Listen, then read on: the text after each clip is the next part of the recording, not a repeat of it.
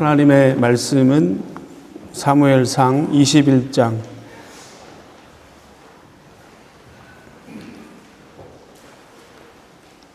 10절에서 22장 2절까지 주부에 기록되어 있습니다.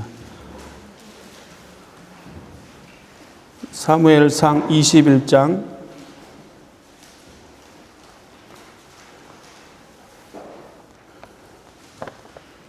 22장 1절과 2절만 읽겠습니다. 우리 다 같이 읽겠습니다. 시작.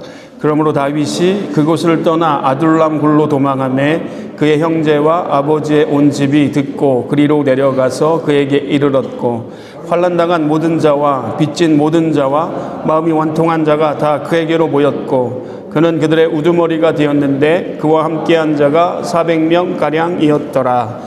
아멘. 우리 옆에 있는 분들과 인사하겠습니다. 잘 오셨습니다.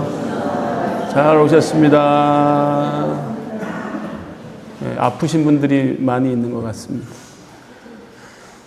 오늘은 주께 피하는 자는 복이 있도다, 이 말씀을 가지고 함께 말씀을 나누기를 원합니다. 우리가 지금 사울을 피해서 도망하는 다윗을 살펴보고 있습니다. 지난 시간에 우리가 이미 한 13년 정도의 시간을 쫓기는 도망자로 사는데 10대 후반에서 20대 후반까지, 그러니까 청춘의 시간을 사울에게 쫓기는 도망자로 삽니다. 황금기, 청춘의 때를 인간다운 삶을 살지 못하게 쫓기는 도망자로 삽니다. 지난 시간에 높당에서 가까스로 허기진 배를 채우고 골리앗의 칼을 받아서 가야 할 길을 가는 다윗을 보았습니다. 지금 다윗은 전국에 수배령이 떨어졌기 때문에 한시라도 마음을 놓고 살 수가 없어요. 어디든 가야 하는데 사실은 갈 데가 없습니다. 피해서 도망은 가야 되는데 머물 수 있는 곳이 없었습니다. 어디론가 떠나야 해서 여러 가지 생각 끝에 가까스로 도망한 곳이 오늘 가드라는 곳입니다. 여기 10절에 보시면 그날에 다윗이 사울을 두려워하여 일어나 도망하여 가드 왕 아기스에게 갔다라고 말씀하고 있습니다. 가드 어서 많이 들어보았죠? 가드는 블레셋이 5개의 도시국가로 구성되었는데 그 중에 큰 도시고, 우리가 이미 살펴본 것처럼 가드는 골리앗의 고향입니다. 원수의 땅 블레셋입니다. 이스라엘의 공식적인 주적이 누구였냐? 블레셋이었는데 거기로 피하고 있는 것입니다. 그만큼 지금 다윗은 사울을 피해서 도망다로 사는데 그 형편을 적나라하게 보여주고 있다는 것을 우리가 그가 적군의 주적인 블레셋으로 피하는 모습을 통해서 볼 수 있습니다. 시편 56편에 다윗이 이 가드에서 블레셋 사람에게 잡혔을 때 쓴 시편이 있습니다. 거기에 보시면 다윗의 심정이 너무나 잘 기록되어 있습니다. 하나님이여 내게 은혜를 베풀어 주옵소서. 내 원수가 종일 치며 나를 삼키려 합니다. 지금 누가 다윗을 힘들게 하고 있습니까? 하나님의 사람 사울이 다윗을 힘들게 합니다. 하나님의 사람 사울이 하나님의 공동체를 떠나서 다윗은 이제 도망자로 사는데, 그것도 가장 주적인 블레셋 땅에 가가지고 자신의 몸을 피하고 있는 것입니다. 내 원수가 종일 치며 나를 삼키려 합니다. 원수가 있긴 있는데, 원수가 맞기는 맞는데 그 사람이 누구냐? 이방 사람이 아니라 나를 가장 잘 아는 사울이 끊임없이 집요하게 추적하면서 나를 죽이려 하는 것입니다. 시편 56편 5절에 보면 그들이 종일 내 말을 곡해하고 나를 치는 그들의 생각은 사악합니다. 8절 나의 눈물을 주의 병에 담으소서. 나의 눈물을 주의 병에 담으소서. 원수가 지금 나를 죽이려 합니다. 내 말을 그가 곡해하고 있습니다. 나를 치는 그들의 생각은 너무 사악합니다. 하나님, 나는 오늘 눈물을 흘릴 수밖에 없습니다. 내 눈물을 주의 병에 담아 주옵소서. 쫓기는 다윗의 심정을 가장 잘 표현하고 있는 시편이라고 볼 수 있겠습니다. 얼마나 힘들었으면 하나님 내 눈물을 주의 병에 담아 주옵소서. 지금 다윗은 이스라엘의 왕으로 기름 부음을 받았지만 어쩔 수 없이 살기 위해서 블레셋 가드로 피하고 있는 것을 우리가 보게 됩니다. 어떻게 그곳까지 갈 결정을 할 수 있었을까요? 상식적으로는 좀 이해가 되지 않습니다. 어떻게 주적인 블레셋에 갈 수 있을까? 골리앗의 고향인 그 땅으로 어떻게 갈 수 있을까? 지금 다윗은 가장 급한 게 지금 사울을 피하는 것입니다. 어쨌든 간에 사울의 레이다망을 벗어나서 유다 땅을 벗어나는 것. 그래서 남의 나라에 가는 게 차라리 더 안전할 것이다 라고 생각하고 가드로 갔던 것입니다. 여러분, 우리가 이럴 때가 있어요. 어떻게 적국의 땅을 넘어갈 수 있을까? 하나님은 분명히 다윗을 이스라엘의 왕으로 기름 부음을 받았고 앞으로 왕으로 다윗을 사용할 것입니다. 근데 이 다윗은 피해서 너무 두려움이 엄습하니까 할 수 없이 유대 땅을 벗어나서 가드로 가는 것입니다. 가드에 갔어요. 11절 보겠습니다. 아기스의 신하들이 아기스에게 말하되 이는 그 땅의 왕 다윗이 아니니까. 무리가 춤추며 이 사람의 일을 노래하여 이르되 사울이 죽인 자는 천천히요 다윗은 만만이로다 하지 아니하였나이까 한지라. 지금 아기스 왕, 가드의 왕 아기스 왕의 신하들이 다윗을 보고 놀라고 충격을 받는 내용이 기록되고 있습니다. 설마 다윗이 여기까지 왔을까? 그렇죠? 상상이 되지 않아요. 불과 얼마 전에 골리앗을 때려 눕혔던 이스라엘의 놀라운 장군이 너무나 초췌하게 쫓기는 도망자로 가드 땅에 왔을 때 그 신하들이 충격을 받는 거예요. 어떻게 여기까지 올 수 있는가? 여러분, 다윗은 모든 블레셋 사람들도 다 알고 있던 레전드, 전설적인 인물이었습니다.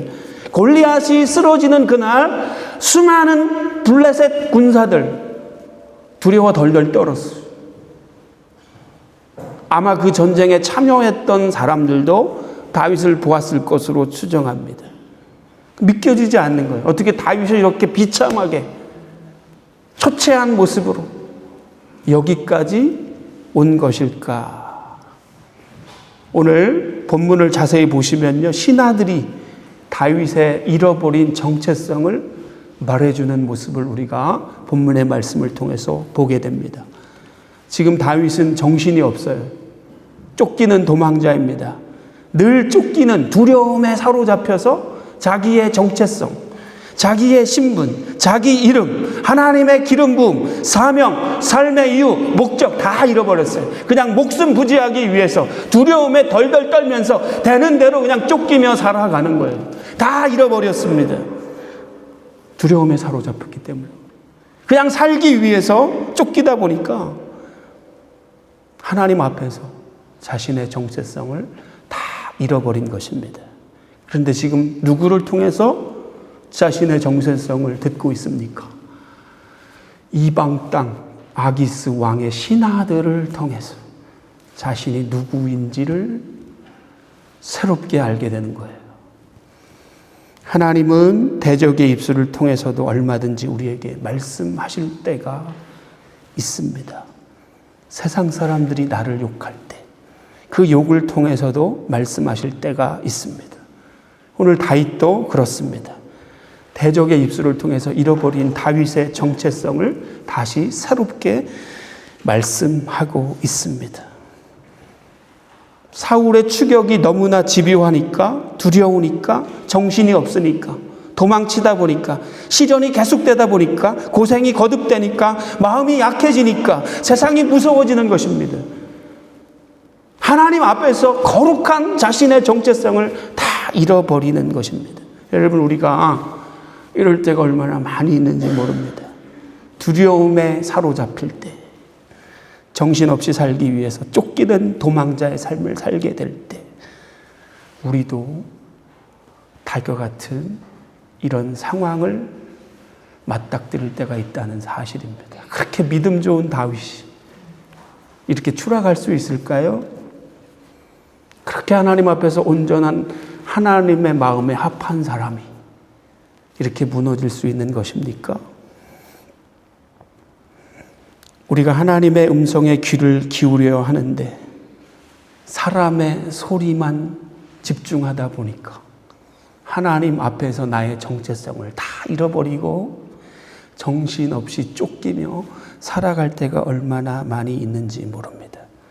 세상의 소리에만 집중하고 세상의 소리에만 장단을 맞추다 보니까 근심하고 걱정하고 끊임없이 부정적인 생각에 사로잡힐 때가 있어요. 오늘 다윗이 그 처절한 시간을 지나가고 있습니다. 그런데 여러분, 대적의 입술을 통해서 잃어버린 다윗의 정체성을 새롭게 하시는 말씀을 듣게 되는 것입니다. 다윗, 너는 다윗이야. 다윗, 너는 내가 기름 부은 하나님의 사람이야. 다윗, 너는 골리앗을 이겼던 내가 사용하는 하나님의 사람이야. 너는 간신히 남의 나라를 전전긍긍하면서 목숨을 부지하며 살아갈 존재가 아니야. 너는 앞으로 하나님의 큰 일을 할 존재야. 너는 앞으로 이스라엘의 왕이 될 사람이야. 다시 하나님 앞에서 자신의 잃어버린 정체성을 새롭게 찾는 것입니다. 여러분, 오늘 내가 누군지 모르고 깊은 슬럼프에 빠져서 나의 정체성을 다 잃어버리며 정신없이 살아가는 우리에게 주시는 하나님의 말씀으로 받으시는 여러분이 되시기를 예수님의 이름으로 축복합니다. 너는 내가 세운 나의 종이야. 너는 나의 자녀야. 너 과거에 내가 하나님의 은혜로 승리를 준 기억이 있지. 너는 예수 그리스도의 보혈의 핏값으로 산 너무나 소중한 존재야.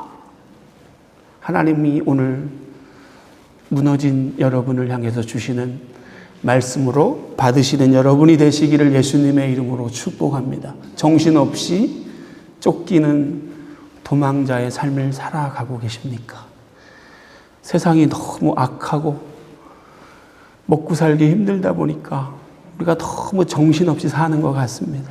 시간은 왜 이렇게 빨리 가는지, 무엇을 위하여 그렇게 애쓰고 수고하는지, 오늘 나는 무엇을 향하여 달려가고 있는지. 여러분, 오늘 다시 다윗의 무너진 모습을 통해서 우리의 모습을 새롭게 돌아보는 이 시간이 되었으면 좋겠습니다. 우리 하나님은 대적의 입술을 통해서라도 우리에게 말씀하실 때가 있습니다. 때로는 세상 사람들의 욕을 들으면서도 그 욕을 통해서도 하나님이 우리에게 말씀하실 때가 있다는 거예요. 12절을 보니까 다윗이 이 말을 마음에 두었다는 표현이 나옵니다. 찾았다는 거예요. 내가 누구라, 내가 누구인지를 아기스 신하들의 이 조롱 섞인 말을 통해서 내가 누구인지를 다시 확인했다는 것입니다. 마음으로 받았어요. 딱 생각해 보니까 아차 싶은 것입니다.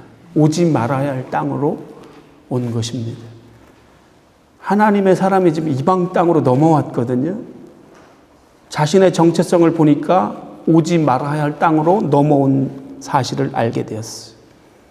목숨을 부지하기 위해서 단순하게 쉽게 사울의 레이더를 벗어날 수만 있다면 어디라도 괜찮다고 생각했지만 그것은 하나님의 뜻이 아니었음을 다윗은 너무나 절절하게 깨달았던 것입니다. 아무리 힘들어도 유대 땅을 떠나면 안 돼요. 왜? 하나님은 다윗을 통해서 유대의 왕으로 세울 것이기 때문에 그 경계를 넘어가면 안 되는데 다윗은 넘어간 거예요. 목숨을 부지하기 위해서. 자신의 모든 정체성을 다 잃어버리고 목숨 하나 구하기 위해서 사울의 레이더를 피해서 그냥 쫓기는 도망자로 궁여지책으로 가드에 갔던 것입니다. 자, 이때부터는 새로운 국면에 접어듭니다. 이제는 누가 두려운 거예요? 다윗이. 아기스 왕이 두려운 거예요. 왜? 자기의 정체가 드러났기 때문에 그렇습니다. 12절 보실까요? 다윗이 이 말을 듣고 그의 마음에 두고 가드 왕 아기스를 심히 두려워했다라고 말씀하고 있습니다. 이제는 상황이 역전됐어요. 자기의 신분이 드러나면 드러날수록 이제는 이들이 공격하고 음모를 꾸밀 수밖에 없기 때문에 다윗은 두려울 수밖에 없었던 것입니다. 자, 사울 왕을 두려워해서 지금 블레셋으로 도망을 쳤는데 이제부터는 누가 두려운 거예요? 아기스 왕이 두려워진 것입니다. 여러분, 우리가 시련을 당해서 고난의 시간을 통과할 때 우리의 마음이 한없이 연약해집니다. 쉽게 상처를 받고 쉽게 섭섭하게 되고 세상이 너무 무서워질 때가 있어요. 저도 그렇고 광야 같은 세상을 사는 우리 모두가 다 이런 시간을 보낼 때가 있습니다. 세상이 무서워져요. 별것도 아닌데 그냥 섭섭해지고 나만 가장 어려운 시간을 통과하고 있는 것처럼 여겨질 때가 있습니다. 그때 우리의 마음이 너무나 연약해져서 하나님의 말씀 앞에 서야 하는데 자꾸만 세상의 소리, 사람들의 소리가 신경이 쓰이는 것입니다. 그래서 근심하게 되고 과도하게 걱정하게 됩니다. 마치 모든 사람들이 자신을 대적하고 버렸다는 서운한 생각, 섭섭한 생각, 부정적인 상상이 끊임없이 꼬리에 꼬리를 물고 일어나게 될 때가 있습니다. 그래서 두려움에 사로잡히는 것입니다. 그래서 이 두려움이 찾아와서 도망가면 도망간 그곳에 새로운 두려움이 기다리고 있다는 사실이에요. 여러분 기억하십시오. 하나님이 원하시는 길을 떠나서 아무리 안전한 곳을 찾아서 가보지만 여러분 두려움의 사슬에서 벗어날 수 없는 거예요. 지금 다윗이 사울을 피하여 가드에 갔지만 하나님이 원하지 않는 길로 갔기 때문에 거기에 가도 두려울 수밖에 없는 것입니다. 가장 안전한 길은 하나님이 원하시는 길인 줄로 믿습니다. 하나님을 떠나서 말씀을 떠나서 내가 생각할 때 안전한 길을 찾아서 사울의 레이다망만 벗어나면 됩니다라고 가까스로 가드에 갔지만 거기서도 두려운 가드 왕을 만나게 되는 것입니다. 그래서 다윗이 결단을 하게 돼요.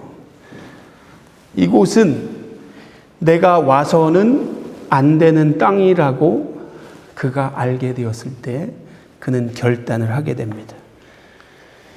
미친 척을 하게 돼요. 미친 척을.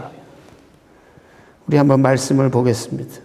13절 그들 앞에서 그의 행동을 변하여 미친 채 하고 대문짝에 끄적거리며 침을 수염에 흘리며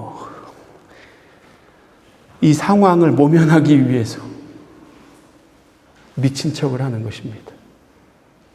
대문에 얼굴을 비비면서 수염에 침을 질질 흘리면서 멀쩡하던 다윗이 가장 부끄럽고 수치스럽게 미친 사람 행세를 하는 것입니다. 주석을 보니까 그 당시 미친 자는 부정한 사람으로 간주되었습니다. 그래서 속된 말로 그와 접촉한 사람은 재수가 없는 사람이 되고 그와 접촉한 자는 전염된다고 생각했습니다. 그래서 다윗은 미친 척을 한 거예요. 왜? 아기스 왕이 자기를 받아주지 않고 그냥 쫓아내기를 원했기 때문에 부정한 자로 간주되기를 원했기 때문에 스스로 미친 척을 하면서 연기를 했던 것입니다. 너무 실망스럽지 않습니까, 여러분? 이 하나님의 사람 다윗이 이렇게 추락할 수 있는 것입니까? 이렇게 무너질 수 있는 것입니까? 하나님의 마음에 합했던 다윗의 모습이 맞습니까? 그렇게 하나님을 찬양했던 다윗, 이렇게 추락하고 부끄럽고 수치스러울 수 있겠습니까? 그렇게 용감하게 골리앗을 때려 눕혔던 하나님의 사람이 이렇게 비참하게 가장 수치스럽고 부끄러운 모습으로 추락할 수 있는 것입니까? 여러분, 다윗도 이럴 때가 있었어요. 우리의 삶 가운데서도 얼마든지 이런 시간을 지나갈 수 있다는 사실이 가장 수치스럽고 가장 부끄럽고 가장 자존심이 상할 수밖에 없는 그런 시간을 우리가 지나갈 수 있다는 사실입니다. 다윗을 연구해 보면서 이때가 가장 다윗에게 수치스럽고 부끄럽고 자존심 상했던 시절이 아닐까 하는 생각을 하게 됩니다. 여러분, 우리도 광야 같은 세상을 살다 보면 이와 같은 시간을 보내야만 할 때가 분명히 있습니다. 지금 다윗은 미친 채 하는 이유가 뭐예요? 이 땅을 벗어나기 위함이에요. 아기스의 신하들의 그 말을 들으면서 하나님의 뜻을 알게 되었기 때문에 그는 여기서 벗어나는 것이 사는 길이라는 사실을 다시 알게 되었을 때 방법이 미친 척하는 밖에 없었던 것입니다. 믿음의 사람 다윗처럼 두려움의 노예가 되어서 가지 말아야 할 땅으로 가는 경우가 우리도 있습니다. 인생의 목마름을 해소하기 위해서 물을 마셨는데 구정물을 마신 것입니다. 당해보지 않은 사람은 오늘 이 다윗의 심정을 이해할 수 없을 것입니다. 너무나 민망하고 수치스럽고 부끄러워요. 괴롭습니다. 지금 여러분의 삶 가운데 이런 시간을 보내고 계신 분도 있을 것입니다. 자존심 다 팽개치고 부끄러움을 무릅쓰고 살아남아야만 했던 시간들이 분명히 있었을 것입니다. 가장 수치스러운 상황입니다. 내 자존심이 바닥을 치는 시간입니다. 한없이 불쌍해진 시간입니다. 내가 이렇게까지 하면서 살아남아야 하는가라고 스스로에게 질문할 정도로 너무나 비참하고 수치스럽고 부끄러운 자존심 상하는 상황들을 우리가 지나가야 할 때가 있다는 거예요. 그러나 다윗은 미친 척을 할지언정 이 시간을 지나가야 했어요. 왜? 하나님 앞에서 자신이 누구인지를 다시 찾았기 때문에 그렇습니다. 먼 훗날 나를 통해서 하나님께서 이스라엘의 왕으로 세울 것이라고 확신했기 때문에 이 상황은 내 자존심 다 무너지고 수치스럽지만 지나가야 하는 시간이었던 것입니다. 지금 다윗은 원수 앞에서 침을 흘리며 미친 척을 하는 너무 수치스러운 시간이었지만 그 수치를 가슴에 안고 목숨을 보존해야 하는 시간이었습니다. 우리가 신앙생활 하지만 때때로 우리도 이런 시간을 지나가야 할 때가 있습니다. 다윗은 다시 하나님의 약속을 가슴으로 기억했던 것입니다. 자신이 이스라엘이라고 하는 나라를 다시 세워가야 한다는 사실을 알았어요. 사명을 다시 회복했어요. 국경 바깥에서 대적 앞에서 미친 척이라도 해야 했습니다. 왜 그럴까요? 그 후에 진짜 전쟁이 펼쳐질 때, 그때를 위해서 오늘 수치를, 부끄러움을 몸소 당했던 것입니다. 이렇게 거친 인생의 바람이 불다가 하나님이 나를 역사의 무대에 세우시고 나를 사용할 것이라는 너무나 강한 확신이 그에게 있었기 때문에 미친 척을 하면서라도 살아남아야 했던 것입니다. 더 순결하고 더 단정하고 더 단순하고 단호하게 믿음을 지키며 살아남아야 했던 것입니다. 여러분, 이게 오늘 광야 같은 세상을 살아가는 우리에게 주시는 하나님의 말씀이라고 저는 믿습니다. 수치를 당하더라도, 부끄러움을 당하더라도, 자존심이 상하더라도 여러분, 그 시간을 하나님이 우리에게 허용하신다면 기꺼이 그 시간을 받아내면서 부끄럽고 수치스럽지만 믿음으로 그 시간을 지나갈 때 하나님은 여러분을 더 큰 하나님의 사람으로 사용하실 줄로 믿습니다. 오늘 다윗이죠. 여기서 그가 다른 생각을 했다면 어떻게 되었을까요? 다 사명을 잃어버리고 포기하고 가드로 망명했다면 어떻게 되었을까요? 끝까지 수치스럽지만 믿음으로 그 시간을 지나갔던 것입니다. 어떻게 본다면 가드왕 아기스 앞에서 침을 흘리며 미친 척을 하고 있는 다윗의 모습이 어쩌면 이 세상에서 우리가 살고 통과해야 할 시간의 한 자락일 수 있습니다. 여러분, 살아남으셔야 합니다. 믿음으로 그 시간을 지나가야 합니다. 아멘이십니까? 믿음으로 지나가시기 바랍니다. 그 시간을 통과할 때 다윗을 하나님께서 기가 막힌 방식으로 인도하고 사용하셨던 것처럼 하나님은 여러분을 그렇게 역사의 무대에 세우셔서 사용하실 줄로 믿습니다.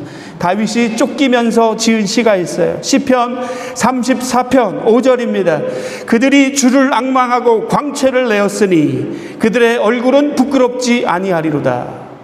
나는 지금 미친 척을 하고 있지만 부끄러운 수치가 아니라는 거예요. 왜냐하면 이 수치와 부끄러움을 통해서라도 내가 하나님께로만 돌아갈 수 있다면 부끄럽지 않습니다. 아무리 비참하다 할지라도, 아무리 자존심이 상하는 일을 할지라도 하나님께 돌아갈 수만 있다면 그것은 부끄러운 일이 아니라는 고백을 이 미친 척을 하는 중에 하나님 앞에 시편을 지어 노래로 부르면서 기도하고 있다는 사실이에요. 부끄러운 일이 아니에요, 여러분. 자존심 한번 상할 수 있습니다. 수치를 한번 당할 수 있습니다. 수치를 당하더라도 자존심이 한번 상한다 할지라도 회개하고 여호와 하나님께로만 돌아갈 수 있다면 얼마든지 아멘인 줄로 믿습니다. 여러분, 돌아서십시오. 그리고 그 수치를 감당하십시오. 믿음을 지키셔야 해요. 그럴 때 하나님께서 여러분을 인도해 가실 줄로 믿습니다. 자, 아기스 왕이 미친 척을 하니까 나에게 전염되면 안 돼요. 쫓아냅니다. 14절입니다. 아기스가 그의 신하에게 이르되 너희도 보거니와 이 사람이 미치광이로다. 어찌하여 그를 내게로 데려왔느냐. 15절 내게 미치가기가 부족하여서 너희가 이 자리를 데려다가 내 앞에 미친 짓을 하게 하느냐. 이 자가 어찌 내 집에 들어오겠느냐 하니라. 쫓김을 당합니다. 이게 복이에요. 하나님이 이제 원하는 길로 인도함을 받게 됩니다. 다윗이 미친 척한 이유가 뭐라고요? 쫓김을 당하는 것이었어요. 여기서 잘못 말했다가는 목숨이 날아갈 것 같거든요. 그리고 신하들을 통해서 자신의 사명을 다시 발견했거든요. 아, 오지 말아야 할 땅으로 왔구나.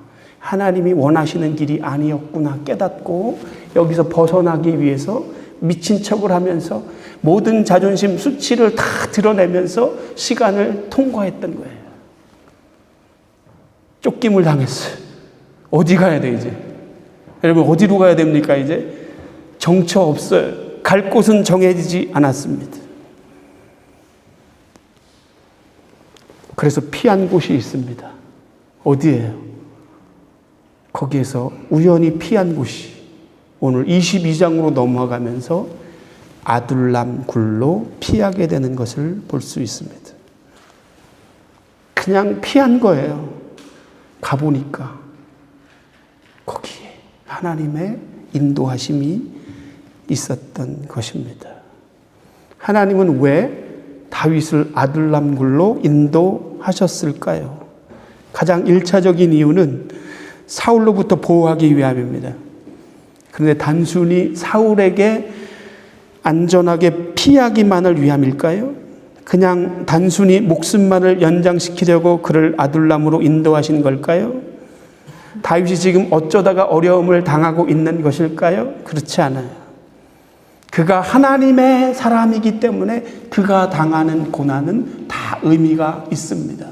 여러분이 오늘 까닭 없는 고난 가운데 자존심과 수치와 부끄러움을 당하고 고통을 당하고 있지만 여러분이 정말 하나님의 사람이라고 한다면 그 고난에는 하나님의 기쁜 뜻이 있는 줄로 믿습니다. 여러분, 그 고난을 통해서 하나님은 여러분에게 어떤 메시지를 주기를 원하는 것이고요, 그 고난을 통해서 하나님은 여러분에게 어떤 복을 주시기를 원하기 때문에 그 고난을 허용하시는 거예요. 오늘 다윗도 마찬가지입니다.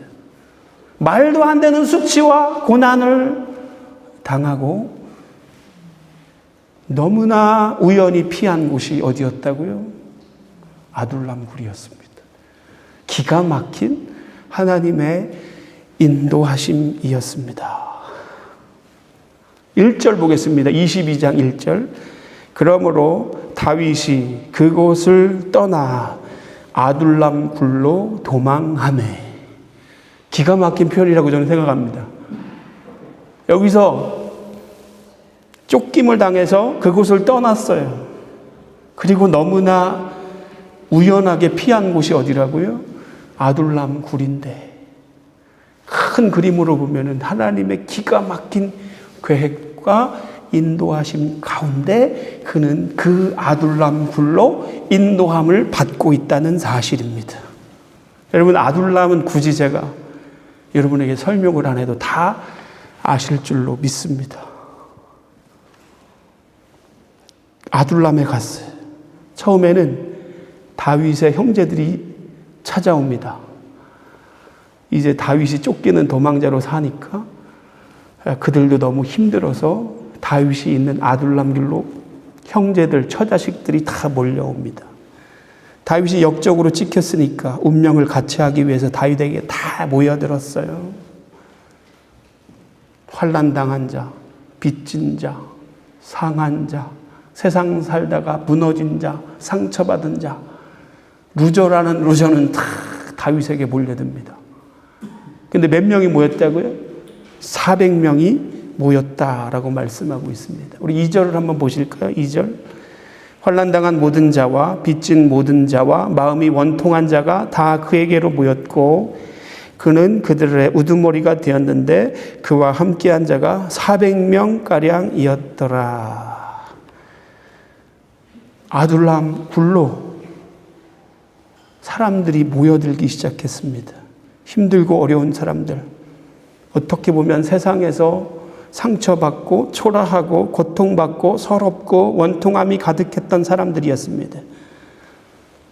이 세상을 살아가면서 환난을 당하지 않는 사람이 어디 있겠어요? 상처받지 않은 사람들이 어디 있겠습니까? 원통함 없이 살아가는 사람이 어디 있겠습니까? 그게 인생입니다. 삶을 살아가는 것이 그렇게 만만하지 않습니다. 오늘도 우리는 겉모습은 웃고 있지만 속마음은 아픔을 가지고 살아가는 것입니다. 그게 인생이에요. 그래서 우리에게는 오늘도 공동체가 필요한 것입니다. 환난당한 모든 자, 빚진 자, 상한 자, 원통한 자, 실패한 자, 그들이 하나님이 그들을 보내주셔서 다윗을 만나게 하시고 거기에서 공동체를 세웁니다. 하나님의 통치와 다스림이 있었어요.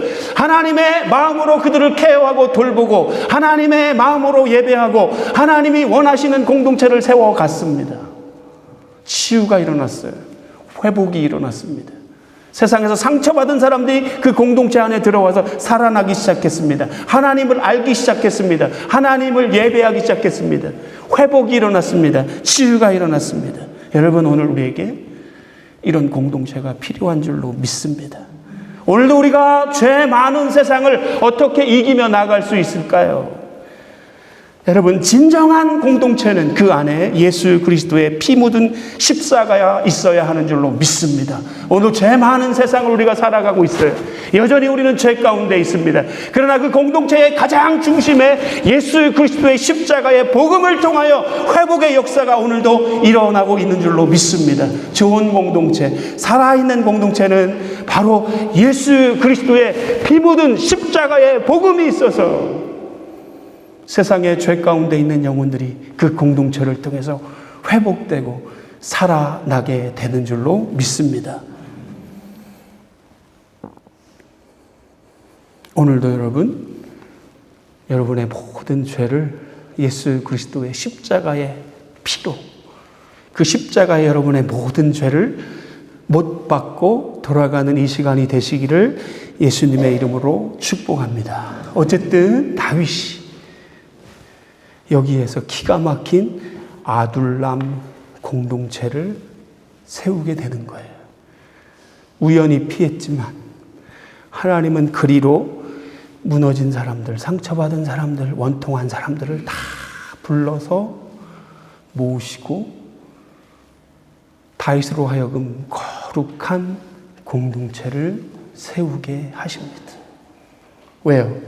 앞으로 다윗은 이스라엘의 왕이 되어야 하는 사람이기 때문입니다. 훈련시키는, 경험하는. 여러분, 이 사람들이 누가 되는 줄 아세요? 나중에 이 실패했던 사람들이 하나님의 통치와 다스림으로 다 회복이 되고 살아나고 치유가 돼서 나중에는 다윗 왕조를 창출하는 인물들이 여기서 다 나옵니다. 요압 같은 장군, 아비새, 기라성 같은 인물들이 이 공동체 출신이에요. 모든 사람들이 다윗이 힘들 때 다 떠나갔지만 다윗이 가장 외롭고 고독하고 힘들 때 그 자리를 지켜줬던 사람들이 누구냐? 이 공동체를 경험했던 사람들입니다. 공동체가 이렇게 중요한 것입니다. 사랑하는 성도 여러분, 말씀을 마치겠습니다. 공동체는 하나님의 꿈이고 하나님의 소원인 줄로 믿습니다. 하나님이 다윗을 통해서 그 공동체를 경험하게 하신 이유가 있어요. 그 공동체를 통해서 하나님의 나라가 세워지는 것, 이것이 하나님의 꿈이었고 소원이었기 때문에 그렇습니다. 아담과 하와를 지으시고 하나님은 공동체의 꿈을 꾸셨습니다. 이스라엘 백성을 선택하시면서 하나님께서는 이스라엘 공동체의 꿈을 꾸셨습니다. 그리고 하나님은 에스라와 느헤미야를 통해서 포로 기간 동안에 다 무너지고 흩어졌던 이스라엘 공동체를 세우셨습니다. 그리고 예수님은 제자 공동체를 세우셨습니다. 그리고 승천하시고 마가 다락방에 성령의 불이 임하고 교회 공동체가 새롭게 시작되었습니다. 여러분, 하나님은 오늘도 공동체를 통해서 일하시는 줄로 믿습니다. 무엇보다도 교회는 그리스도의 몸된 공동체입니다. 공동체는 하나님의 소원이고 꿈입니다. 만물을 충만케 하는 자의 충만이다. 무슨 의미예요? 교회를 두고 말하는 것입니다. 세상에 너무나 공허하고 그래서 마음속에 구멍이 뻥뻥 뚫려서 허무하고 공허하게 살아가는 영혼들에게 교회 공동체는 하나님의 영으로 그들을 채우고 삶의 본질을 말하면서 그들을 치유하고 회복하는 공동체가 교회 공동체인 줄로 믿습니다. 만물을 충만케 하는 자의 충만, 하나님의 영으로, 하나님의 입김으로, 하나님의 마음으로 그 공허하고 허무한 우리의 마음을 채우는 곳이 공동체인 것입니다. 아둘람 공동체, 다윗을 훈련시키고 정말 공동체가 어떠해야 하는지를 보여주는 샘플이 되었습니다. 그 광야 훈련장에서 공동체를 세우고 그 가운데 하나님의 나라를 그곳에 세웠습니다. 이것이 저는 교회라고 믿습니다. 여러분, 다시 한번 하나님의 소원은 공동체에 있습니다. 하나님의 꿈은 공동체에 있습니다. 여러분 이 꿈을 같이 꿔줬으면 좋겠습니다. 아둘람에 머물렀을 때 그 한 사람 한 사람은 물론 그들은 실패하고 원통함으로 위로받을 곳 없어 아둘람에 왔지만 하나님이 그 한 사람 한 사람을 불러서 모이게 해 주셨던 것입니다. 이게 교회인 줄로 믿습니다. 내가 내 발로 이 공동체에 속했다 우리가 생각할 수 있지만 뒤집어서 하나님이 여러분을 사랑하셔서 우리를 불러 모아 주신 줄로 믿습니다. 우리 안에 이런 회복과 치유의 역사가 날마다 일어나게 되기를 예수님의 이름으로 축복합니다. 여러분 수치스럽고 부끄럽고 자존심 상하는 시간을 보내고 계세요? 살아남으셔야 합니다. 믿음으로 그 시간을 통과하셔야 합니다. 다 이유가 있어요. 메시지가 있습니다. 주실 하나님의 약속된 가려진 축복이 있습니다.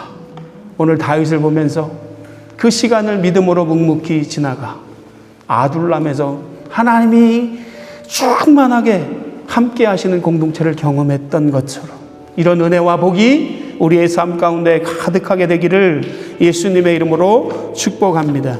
우리